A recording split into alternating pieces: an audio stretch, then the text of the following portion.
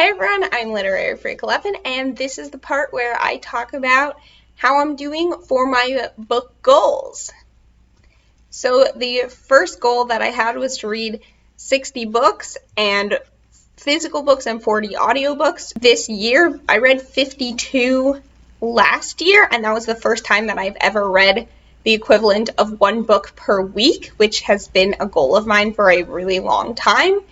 And that was also the first time that I realized that I could read an entire book in a day, and it was not a short book either. It was actually This Savage Song, and I was very surprised, but it was also an awakening for me to the point where I was like, wow, I can read a book in a day, in 24 hours. It was just such a big realization, and that's definitely informed the fact that I know that I have the power to do this has made my reading go much faster this year as well. So regarding, we are about 7/12 of the way through the year.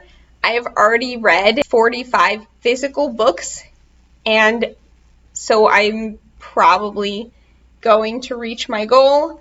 I have read 27 audiobooks. I did listen to Stardust twice this year. My next goal was to get my TBR shelf down to 20 or fewer books. I've been doing very badly with this because I have a habit. The book that you have the potential to have is so much more exciting than the books you actually have. And so I keep going to the library and putting more books on hold, which is obviously not good. I need to stop it. However, this is literally the first month that I finished a book that I actually own in maybe like 2 months, because I have like 10 books out from the library at any given time, and I'm always like, why do I do this to myself? I have to get through those books because there's a time crunch before I get to the books that I actually own. I do not have up to the maximum of 10 books on hold right now. I think I only have 4 books on hold. I have been also trying to put more of my own books on TBRs to force myself to read them. And it's kind of been working pretty well, especially with the book junkie trials, and there's no DNFA. Hard to think that if in the first half of the year that I read 44 books, give or take, that in the last fifth of the year I can read another 22 or 23 of these and just, get it done. My next goal was to read a self-published or indie book, or even just a little known book every month. I have not been doing so well with that. In the first month, I've read An Unkindness of Magicians, and I've only heard 2 booktubers ever talk about it, and with, years in between.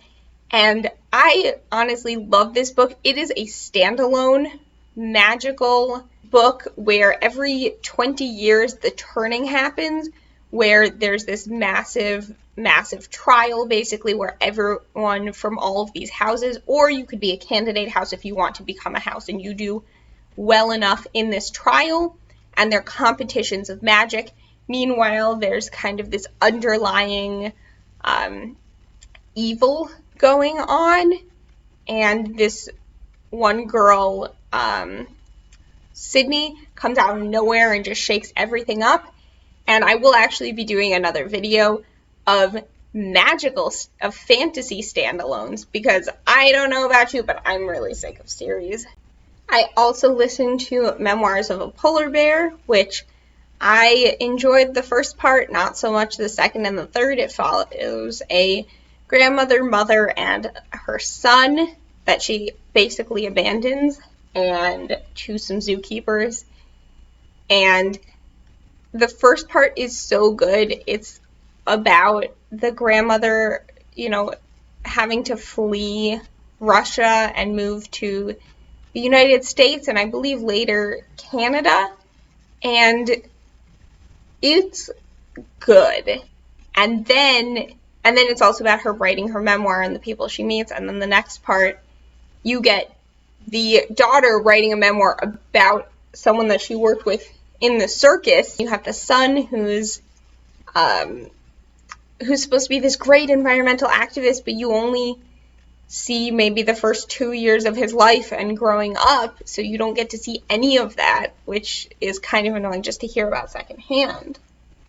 I also read Just Desserts, which is a book that was of flash fiction that was published by one of my professors in school, and I really enjoyed it. I love the concept of telling a story in like 1 to 4 pages, like this complete story that you get in just a couple of paragraphs, and it really exposed me to the concept of flash fiction. I also read the first book. This is a bind-up of the first 6 books in this series, and I read the first one, and this is independently published, and it was so incredibly good. It's about this disease that's taking over.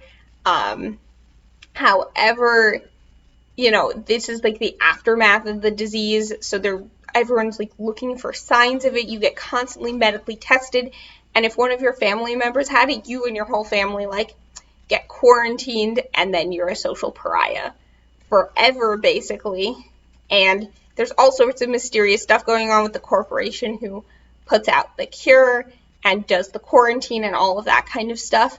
And there's so many moving parts, and it's funny because each perspective, it does switch perspectives a lot, but each perspective expands the universe, and you figure out very quickly how they're all related to each other, or this character will meet this character fairly quickly, and so they become part of the same storylines. The last indie book that I picked up was The Nakano Thrift Shop, and again, I didn't enjoy this at all, and it's basically about this thrift shop, and the characters, the 2 employees, the boss and the boss's sister, are kind of the 4 main characters, and they kind of get into all these separate adventures, and there's a little bit of an underlying theme, and they're all just so bad at communicating and bland, in my opinion, but it is kind of like an interesting look into Japanese culture. Yep, and unfortunately those 4 were the only independent books that I read, and there's been 7 months in the year, so